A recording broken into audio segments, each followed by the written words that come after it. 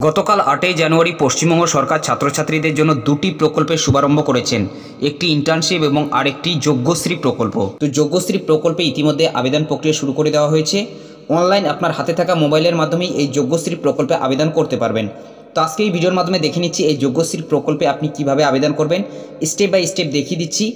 এরপর আপনাদের জানিয়ে দিচ্ছি যে এই যোগ্যশ্রী প্রকল্পে কারা আবেদন করতে পারবেন, কারা আবেদন করতে পারবেন না, এবং এই প্রকল্পে যদি আপনাদের নাম নথিভুক্ত থাকে তাহলে কোন কোন সুযোগ সুবিধাগুলো পেয়ে যাচ্ছেন। বিস্তারিত জানার জন্য ভিডিওটি প্রথম থেকে শেষ পর্যন্ত কন্টিনিউ করুন।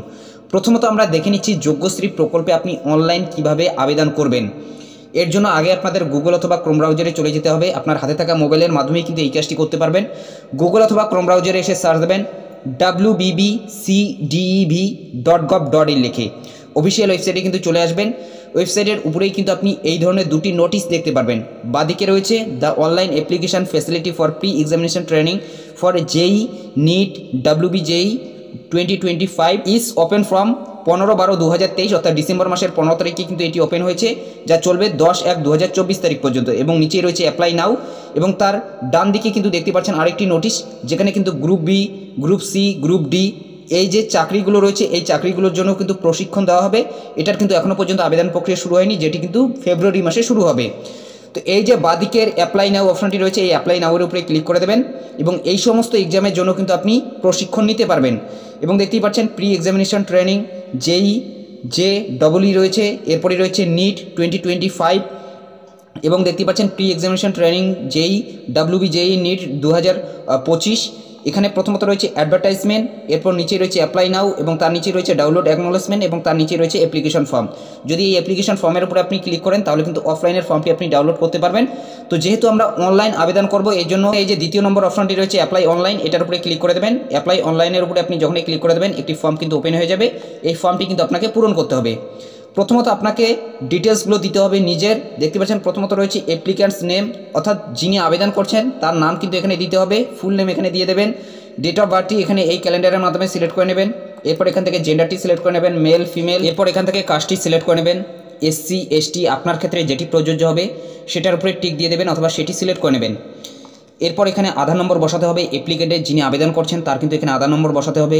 এখানে ইমেল আইডি একটি দিয়ে দেবেন, সঠিক ইমেল আইডি এখানে আপনি দেবেন। এরপর বলা হচ্ছে অ্যাপ্লিক্যান্টস মোবাইল নম্বর, যিনি আবেদন করছেন তার কিন্তু এখানে মোবাইল নম্বর দিতে হবে। এরপর বলা হচ্ছে গার্ডিয়ানস মোবাইল নম্বর, অর্থাৎ গার্জিয়ানের কিন্তু এখানে মোবাইল নম্বর দিতে হবে।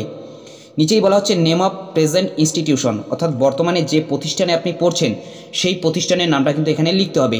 যদি আপনি স্কুলে পড়ছেন, যে স্কুলে পড়ছেন সেই স্কুলের নাম এখানে দিতে হবে। যদি আপনি কলেজে পড়ছেন তাহলে যে কলেজে আপনি পড়ছেন সেই কলেজের নামটা কিন্তু এই প্রেজেন্ট ইনস্টিটিউশনের এখানে দিতে হবে। এরপর বলা হচ্ছে প্রেজেন্ট ক্লাস, বর্তমানে আপনি যে ক্লাসে পড়ছেন সেই ক্লাসের নামটা কিন্তু এখানে দিতে হবে। প্রেমিসিস নং, অর্থাৎ বাড়ির নম্বর, যদি আপনাদের বাড়ির নম্বর জানা থাকে তাহলে সেটা কিন্তু আপনি দিতে পারেন, না দিলেও কিন্তু কোনো ধরনের অসুবিধা নেই। কারণ এখানে দেখতে পাচ্ছেন যে এখানে কিন্তু স্টার মার্ক নেই, যদি স্টার মার্ক থাকে সেগুলো কিন্তু আপনাকে দিতেই হবে, এবং যেগুলোতে স্টার মার্ক দেওয়া নেই সেগুলো কিন্তু না দিলেও হবে। যদি আপনাদের বাড়ির নম্বর জানা থাকে তাহলে কিন্তু এখানে আপনি বাড়ির নম্বর দিতে পারেন। এবং দেখুন এখানে বলা হচ্ছে করসপন্ডেন্স অ্যাড্রেস, অর্থাৎ করসপন্ডেন্স অ্যাড্রেস হিসেবে কিন্তু সেটা আপনাকে দিতে হবে, বসবাসের ঠিকানা হিসেবে কিন্তু সেটা আপনাকে দিতে হবে। এরপর বলা হচ্ছে লোকালিটি অথবা রোড, আপনাদের লোকালিটি অথবা রোডের নাম এখানে দিয়ে দেবেন। এরপর এখানে আপনাদের ভিলেজ অথবা ওয়ার্ডের নাম দিয়ে দেবেন, আপনার ক্ষেত্রে যেটি হবে সেটা কিন্তু আপনি দেবেন। যদি আপনারা গ্রাম অঞ্চলের মধ্যে হয়ে থাকেন তাহলে এখানে কিন্তু আপনারা গ্রামের নাম দেবেন, যদি আপনি শহরাঞ্চলের মধ্যে হয়ে থাকেন তাহলে কিন্তু এখানে আপনাদের ওয়ার্ডের নম্বরটি দিতে হবে। এরপর এখানে আপনাদের টাউন অথবা সিটির নাম দিতে হবে।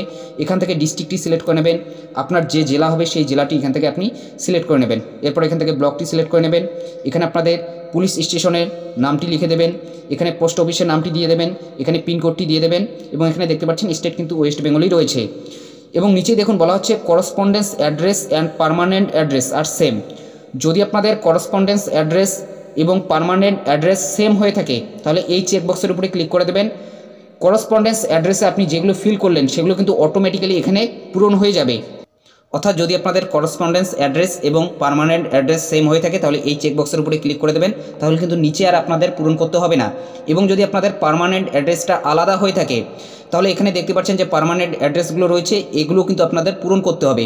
এখানে লোকালিটি রয়েছে, রোড রয়েছে, ভিলেজ রয়েছে অথবা ওয়ার্ড রয়েছে, টাউন, সিটি, ডিস্ট্রিক্ট এগুলো কিন্তু আপনাকে পূরণ করতে হবে। এখানে পার্মানেন্ট অ্যাড্রেসটা কিন্তু পূরণ করতে হবে। যদি আপনাদের করসপন্ডেন্স অ্যাড্রেস এবং পার্মানেন্ট অ্যাড্রেস সেম হয়ে থাকে তাহলে এই চেকবক্সের উপরে ক্লিক করে দেবেন, তাহলে কিন্তু এটি অটোমেটিক্যালি পূরণ হয়ে যাবে। এবং যদি আপনাদের পার্মানেন্ট অ্যাড্রেস আলাদা হয় তাহলে কিন্তু এগুলো আপনারা পূরণ করে নেবেন। এরপর নিচেই বলা হচ্ছে চয়েস অফ সেন্টার ডিস্ট্রিক্ট, অর্থাৎ যে জেলা থেকে আপনি প্রশিক্ষণটি নিতে চাইছেন সেই জেলাটি কিন্তু এখান থেকে আপনাকে চুজ করে নিতে হবে। এরপর তার পাশেই বলা হচ্ছে লোকেশন, অর্থাৎ যে সেন্টারটি আপনি সিলেক্ট করতে চাইছেন সেই সেন্টারটি কিন্তু এখানে আপনি পেয়ে যাচ্ছেন।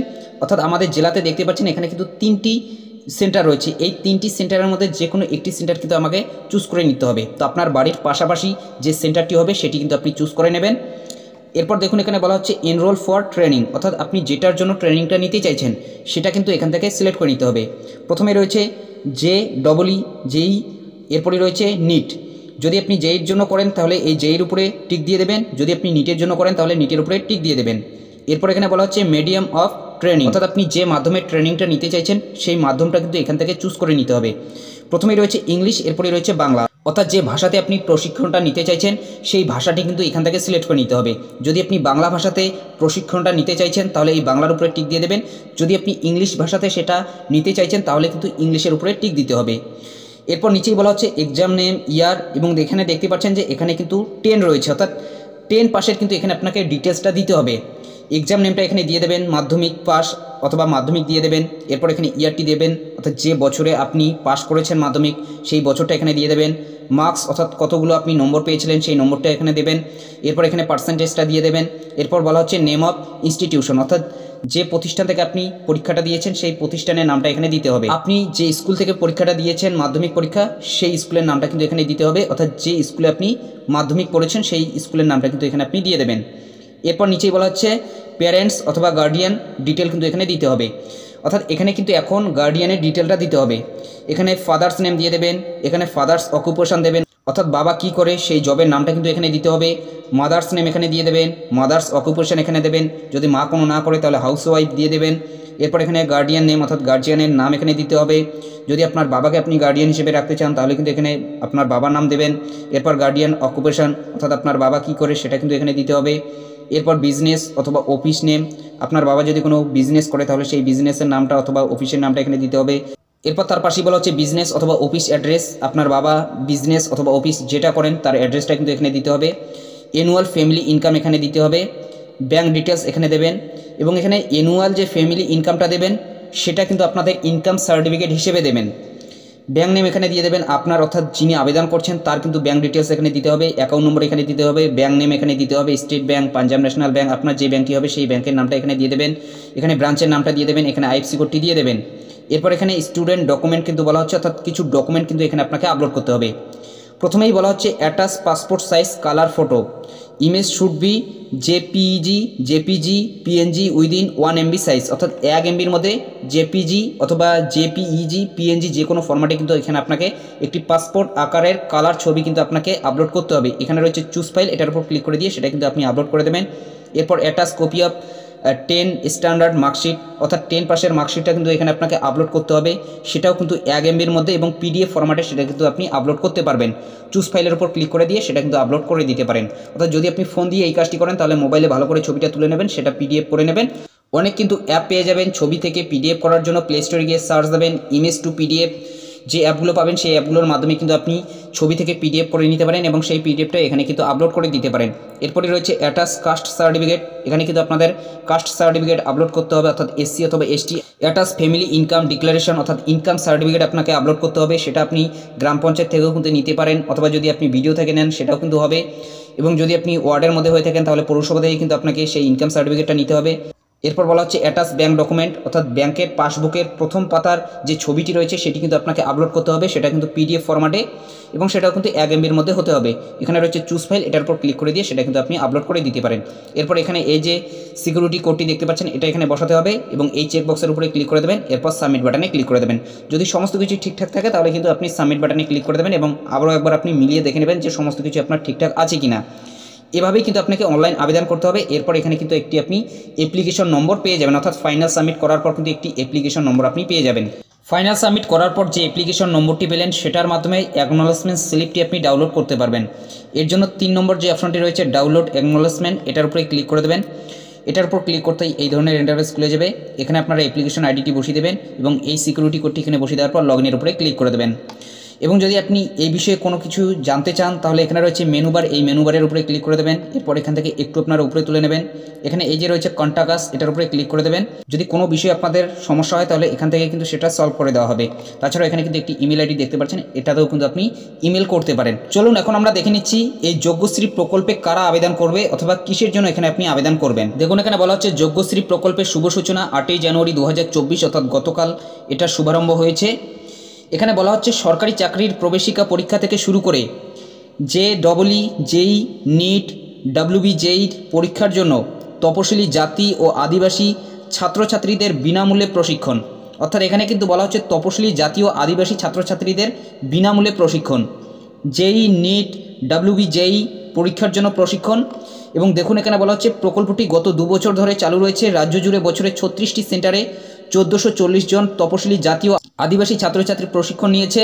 গত 2 বছরে 2880 জন ছাত্রছাত্রীর মধ্যে 2254 জন টেকনিক্যাল কোর্সে যথাযথ স্থান পেয়েছে। 8 জন IIT-তে, 14 জন NIT-তে, IIT-তে 5 জন ও 34 জন MBBS বা BDS-এ ভর্তি হয়েছে। এই বিপুল সাফল্যে উদ্বুদ্ধ হয়ে পশ্চিমবঙ্গ সরকার প্রকল্পটিকে পরিবর্তিত করেছে এবং প্রশিক্ষণের সময় 196 ঘন্টা থেকে বাড়িয়ে 320 ঘন্টা করার সিদ্ধান্ত নিয়েছে। এই প্রকল্পের মাধ্যমে 2024 সাল থেকে 50টি কেন্দ্রে 2000 তপশিলি জাতি ও আদিবাসী ছাত্রছাত্রী বিনামূল্যে প্রশিক্ষণের সুবিধা পাবে। আবেদন প্রক্রিয়া অনলাইন, অর্থাৎ যে ওয়েবসাইটের মাধ্যমে আপনাদের আমি আবেদন করে দেখালাম সেই ওয়েবসাইটের লিঙ্কটি এখানে দেওয়া রয়েছে। শুরু হয়েছে, অর্থাৎ শুরু হয়ে গিয়েছে কিন্তু এই আবেদনটা, অর্থাৎ JEE, নিট, WBJEE-র জন্য যারা প্রশিক্ষণ নিতে চাইছেন শুধুমাত্র তারাই কিন্তু এখানে আবেদন করতে পারবেন। এবং এটা শুধুমাত্র কিন্তু SC ST কাস্টের যে ছাত্রছাত্রীরা রয়েছে শুধুমাত্র তারাই কিন্তু এখানে আবেদন করতে পারবে। যারা জেনারেল রয়েছেন অথবা OBC রয়েছেন আপনারা কিন্তু এখানে আবেদন করতে পারবেন না। বিশদে জানতে wbbcdb.gov.in এই যে অফিসিয়াল ওয়েবসাইট রয়েছে এখানে কিন্তু আপনাদের যোগাযোগ করতে হবে। তাছাড়াও সরকারি চাকরির প্রবেশিকা পরীক্ষার জন্য প্রশিক্ষণ নিতে পারবেন।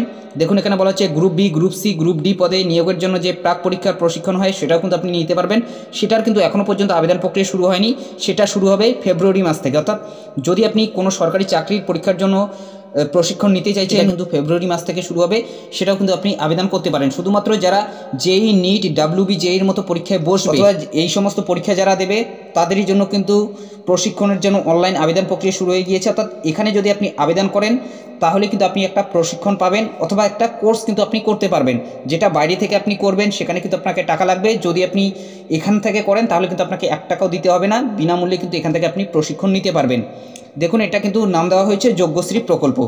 তো এখানে কিন্তু শুধুমাত্র তারাই আবেদন করতে পারবে যারা JEE, নিট, WBJEE-র মতো পরীক্ষা দেবে অথবা এই সমস্ত পরীক্ষার জন্য যারা প্রিপারেশন করছে শুধুমাত্র তারাই কিন্তু এখান থেকে এই কোর্সটা নিতে পারবে অথবা এই প্রশিক্ষণটা কিন্তু নিতে পারবে। তো আশা করছি সম্পূর্ণ বিষয়টা আপনারা বুঝতে পেরেছেন। যদি ভিডিওটি ভালো লাগে একটি লাইক করে দেবেন, চ্যানেলে নতুন হলে চ্যানেলটি সাবস্ক্রাইব করে নিয়ে পাশে থাকা বেল আইকনটি প্রেস করে অল নোটিফিকেশনটি অন করে দেবেন এবং আপনাদের সুবিধার্থে ওয়েবসাইটের লিঙ্কটি কিন্তু ডেসক্রিপশন বক্সে দিয়ে দেওয়া হবে। তো ভালো থাকবেন, সুস্থ থাকবেন, দেখা হচ্ছে নেক্সট ভিডিওতে।